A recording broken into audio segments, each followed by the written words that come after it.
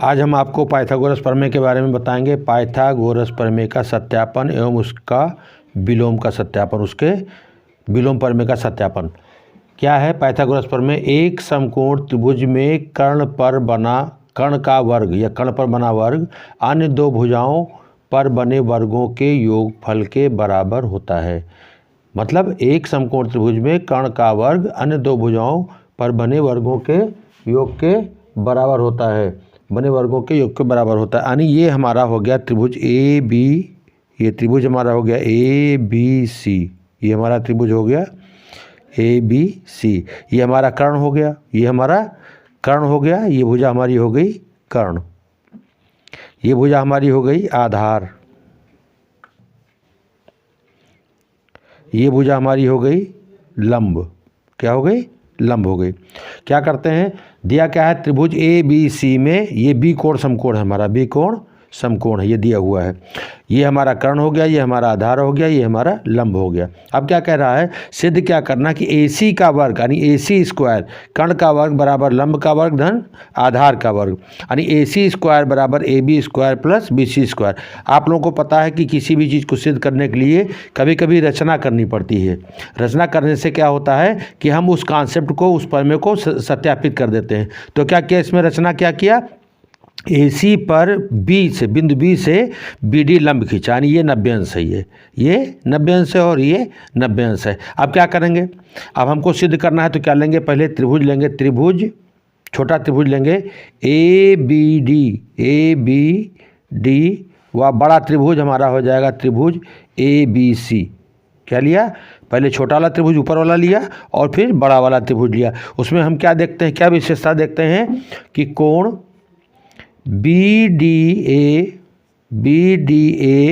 बराबर कोण ABC बराबर 90 अंश।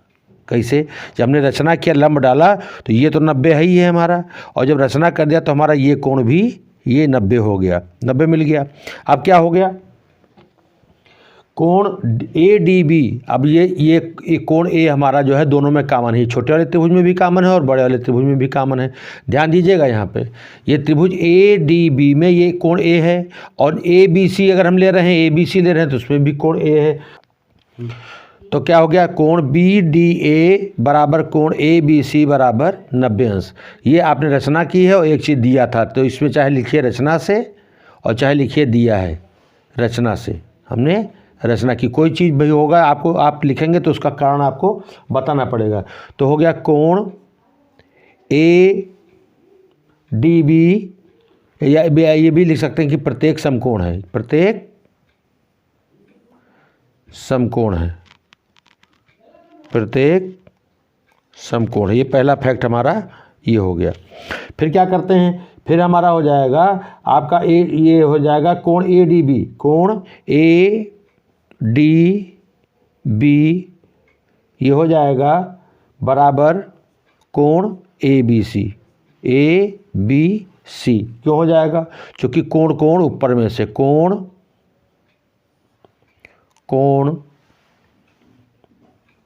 ऊपर में से, ये ऊपर में आपको हम बता चुके हैं, कोण ऊपर में से, ये दोनों बराबर हो गए। तो क्या हो जाएगा, त्रिभुज ADB समरूप त्रिभुज ABC हो जाएगा। ध्यान दीजिएगा, तो हमारा ये छोटा वाला त्रिभुज और ये बड़ा वाला त्रिभुज समरूप हो गया।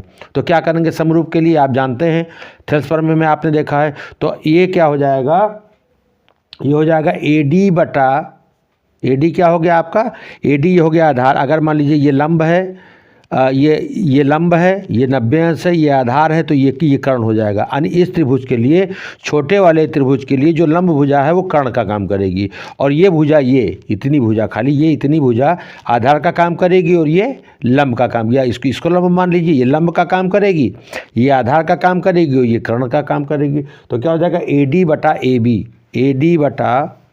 AB बराबर AB बटा AC। अब आप पूछ सकते हैं कि ये कैसे आ गया, AD बटा AB बराबर AB बटा AC। तो देखिए ये कॉन्सेप्ट समझने वाली बात है। त्रिभुज छोटे वाले त्रिभुज में ADB में हमने क्या लिखा है, AD बटा AB। तो AD बटा AB क्या हो गया, ये हमारा हो गया आधार बटा कर्ण। क्या हो गया, ये लंब बटा कर्ण कर दीजिए, ये हो गया लंब, और इसको आप कर्ण मान लीजिए, जो कि 90 के सामने की भुजा ये है, ये 90 के सामने की भुजा, तो ये कर्ण का काम करेगी। पूरे के लिए नहीं कह रहे हैं, ये छोटे वाले त्रिभुज के लिए ये हो जाएगा आपका लंब बटा कर्ण। क्या हो जाएगा, लंब बटा कर्ण। तो जब छोटे वाले त्रिभुज के लिए हम ले रहे हैं तो ये हो गया, ये छोटे वाले त्रिभुज के लिए हो गया, और ये बड़े वाले के लिए क्या हो जाएगा, त्रिभुज ABC में वही चीज़ अगर लिखेंगे तो इसके लिए क्या हो जाएगा, लंब बटा कर्ण। लंब हो जाएगा हमारा AB और कर्ण हमारा हो जाएगा AC। कर्ण लंब हमारा हो जाएगा AB, ये हो जाएगा AB बटा AC, ये भी हो गया हमारा लंब बटा कर्ण। पहले स्टेप में हम इस कॉन्सेप्ट पे चल रहे हैं कि यानी ये छोटे वाला त्रिभुज बटा बड़ा वाला त्रिभुज, छोटा वाला त्रिभुज बटा बड़ा वाला त्रिभुज में क्या हो जाएगा, लंब बटा कर्ण छोटे वाले का लेंगे और लंब बटा कर्ण बड़े वाले का लेंगे। तो ये हो जाएगा AD बटा AB और AB बटा AC। अब तिरक गुणा करेंगे तो ये इम्प्लाइज किस क्या करेगा, AB स्क्वायर बराबर AD गुणे AC। ये हमारा बन गया समीकरण नंबर 1। ये हमारा बन गया समीकरण नंबर 1।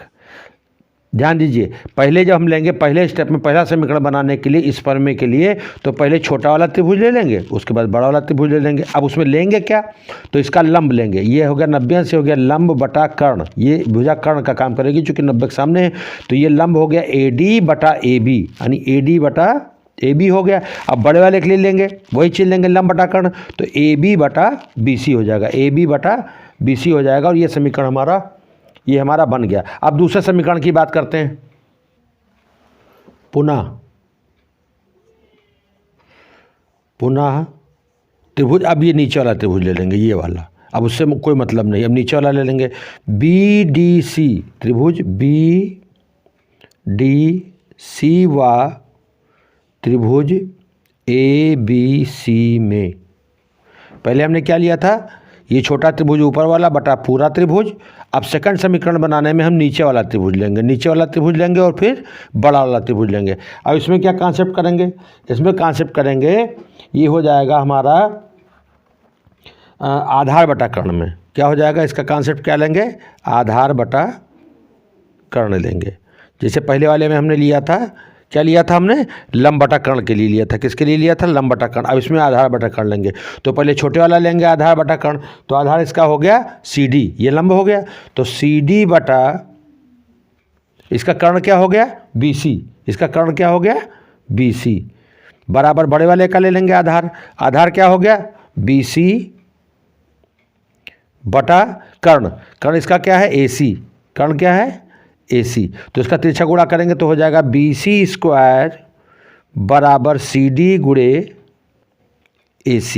ये हो गया हमारा समीकरण नंबर 2। देखिए आपको पहला समीकरण बनाना है तो इस कॉन्सेप्ट में बनेगा आपका ये पहला समीकरण, लंब बटा कर्ण पे छोटे वाले बटा बड़े वाले का। और जब दूसरा समीकरण आपको बनाना होगा तो आधार बटा कर्ण पे जब आप रखेंगे तो आपका ये समीकरण बनेगा, दूसरा समीकरण बनेगा। अब क्या करते हैं, समीकरण 1 व 2 को जोड़ने पर क्या होता है, जोड़ने पर बायां पक्ष से जुड़ेगा, दाहिना पक्ष दाहिने पक्ष से जुड़ेगा। ये पहला समीकरण हमारा ये लिखा हुआ है ये। तो AB स्क्वायर बराबर AD इंटू AC, और इसमें लिखा है BC स्क्वायर बराबर CD इंटू AC। तो क्या हो जाएगा, बाएं पक्ष जोड़ेंगे तो क्या हो जाएगा, AB square plus BC square बराबर AD into AC plus CD into AC। ठीक, ये हमारा हो गया पहले समीकरण का, ये होगा हमारा दूसरे समीकरण का। ये हो गया पहले समीकरण का, ये बायां पक्ष में, दाहिना पक्ष दाहिने पक्ष में। अब क्या करते हैं, ये इम्प्लाइज करेगा AB square plus BC square बराबर, देखिए AC दोनों में कॉमन है तो AC हमने निकाल लिया तो क्या बचा है यहाँ पे बचा A D plus C D. क्या बचा है? A D plus C D. तो ए डी और सी डी, ये ए डी और सी डी किसके बराबर है? ये ए सी के बराबर है। किसके बराबर है? ये ए सी के बराबर। A C plus A D plus C D बराबर ए सी। ये दिखाई पड़ रहा है, ये किसके बराबर हो गया? ए सी के। तो इसके जगह पे क्या लिख सकते हैं? ए सी। तो क्या हो जाएगा? A B square plus B C square बराबर ए सी इंटू ए सी। तो बराबर हो जाएगा A B square plus B C square बराबर ए सी स्क्वायर। या इसको ये भी लिख सकते हैं, ए सी स्क्वायर बराबर A B square plus B C square. यही हमको सिद्ध करना था। या कर्ण का वर्ग बराबर लंब का वर्ग प्लस आधार का वर्ग। इससे संबंधित तमाम प्रश्न आपके पूछे जा सकते हैं पेपर में। इसी आधार पे आपको निकालना होगा। ये तो सिद्ध करने वाला है। एमसीक्यू में आपसे पूछा जा सकता है ये कि समकोण त्रिभुज में कर्ण का वर्ग शेषबिंदु भुजाओं के वर्गों के बराबर होता है।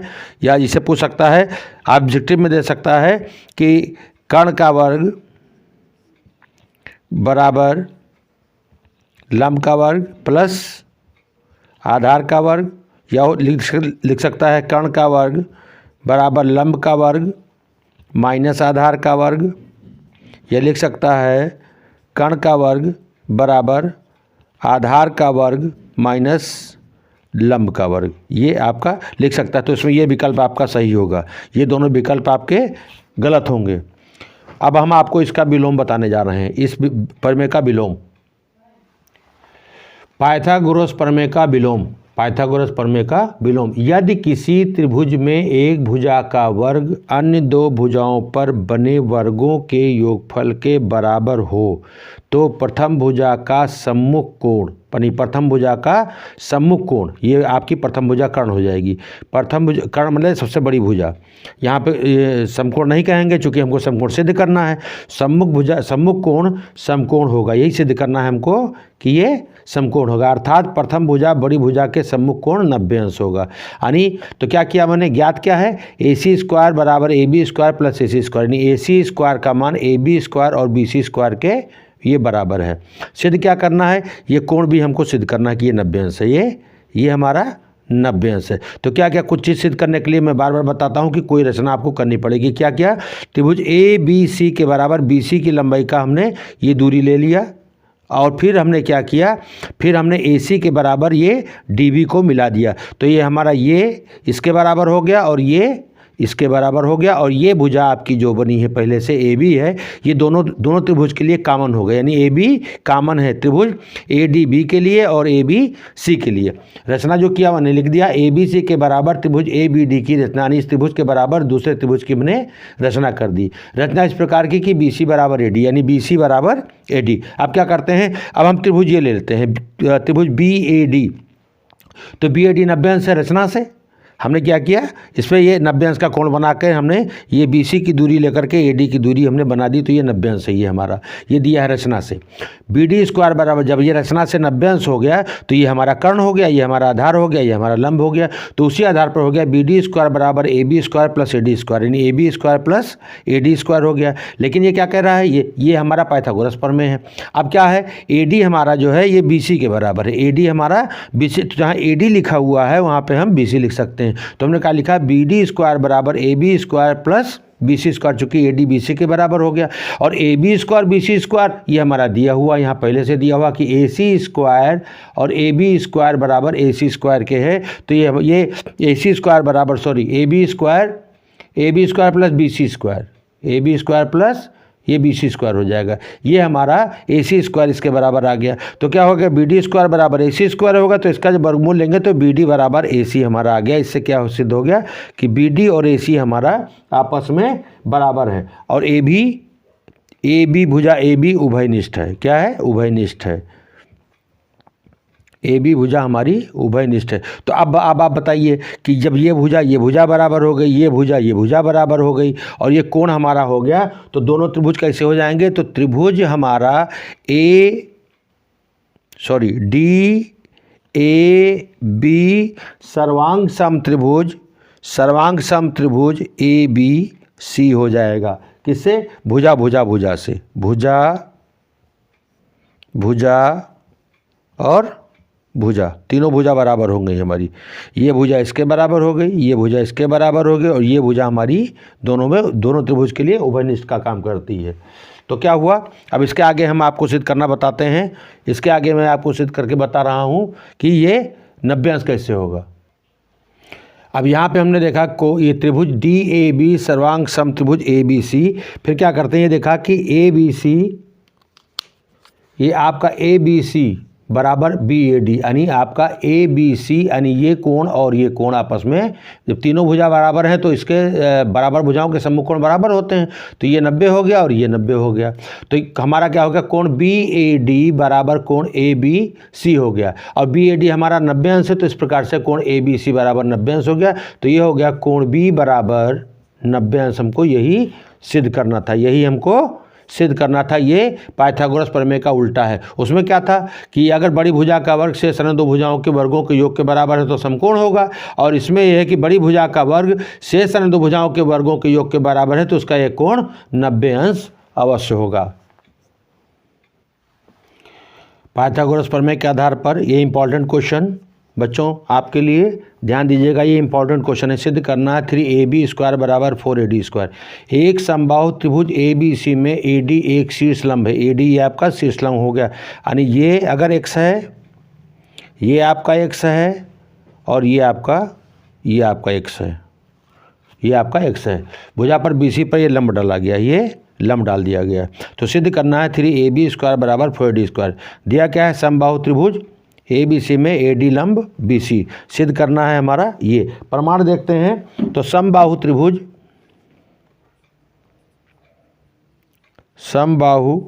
त्रिभुज ए बी सी में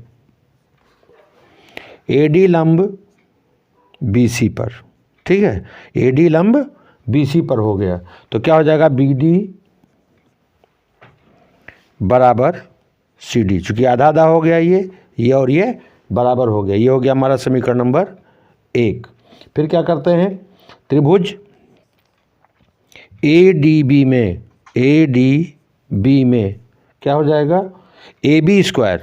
अब ये हमारा हमने ये त्रिभुज ले लिया, खाली ये एक त्रिभुज ले लिया है छोटा वाला।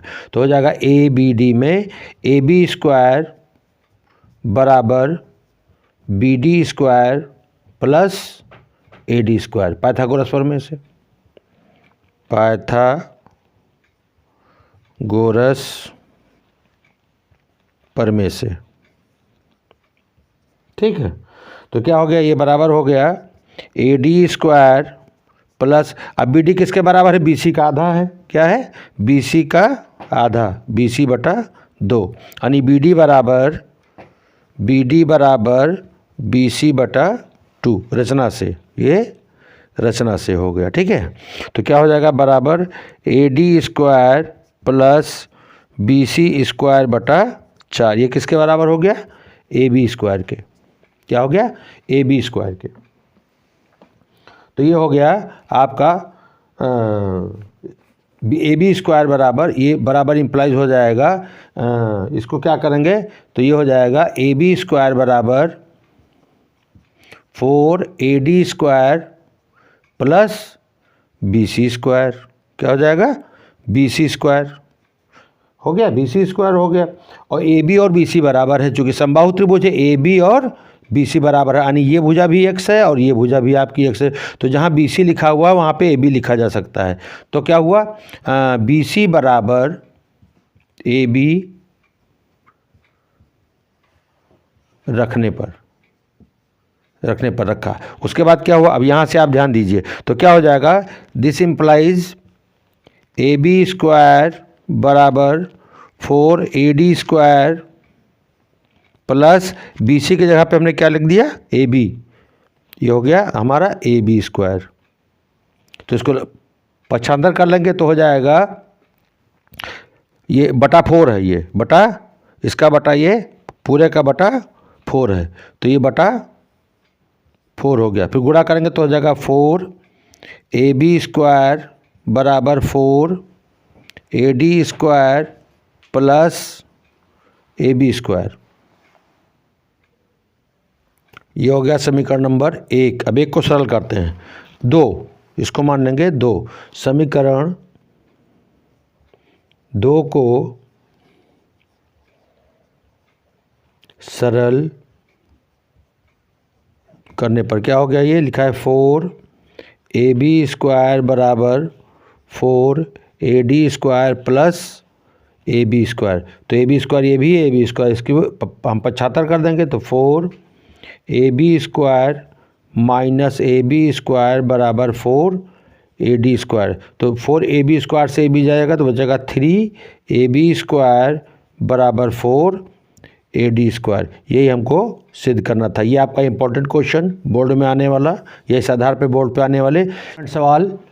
चित्र ये दिया हुआ है, आपके बोर्ड में आ सकता है। चित्र में समद्विबाहु त्रिभुज ए बी सी की भुजाएं, ये 2a है, ये 2a है, ये आपकी a है, तो इसकी ऊंचाई AD सिद्ध करना है कि इसकी ऊंचाई का AD का मान बताओ, या सिद्ध करो AD बराबर A करने में 15/2। तो देखिए सिद्ध करके आपको बताते हैं, बड़ा ध्यान से देखिएगा, इंपॉर्टेंट सवाल है, या इस टाइप के सवाल आपके बिलोंग कर सकते हैं बोर्ड में। त्रिभुज ADB व ADC में आपका हमने ये आपका समद्विबाहु है, यानी ये भुजा बराबर है, हमने एक लंब डाला, तो क्या हुआ कि आपका ये लंब हो गया, तो ये 2 त्रिभुज में बट गया, ये 2 त्रिभुज में बट गया, ये फर्स्ट हो गया और ये सेकंड हो गया। तो क्या है, त्रिभुज ADB व ADC में हमने लिया, तो क्या है, ये 90 अंश, ये रचना से क्या है, ये 90 अंश हो गया। जब हमने लंब डाला तो ये 90 हो गया और ये 90 हो गया। और AB और AC बराबर है, ये समद्विबाहु ये दिया हुआ है, समद्विबाहु दिया हुआ है। और आपका AD भुजा जो है वो दोनों त्रिभुज के लिए उभयनिष्ठ है, नहीं कॉमन है, ये आपकी कॉमन है।